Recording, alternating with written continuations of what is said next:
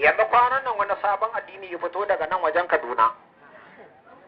na je wallahi malam in na faɗa wani zai ce kamar da gangan nake mun taho daga Kaduna haka da muka yi facin a wani masallaci ce Allahu Akbar da aka yi haka Allah gafata malam sai naga kowa ya haka in ka je gari kaga kowa da jila wallahi ne ma sai ne haka wallahi ina tahowa to ni ban san yadda ake ba ashe kafa ake harbawa wani da ya same ni anan sai da na zauna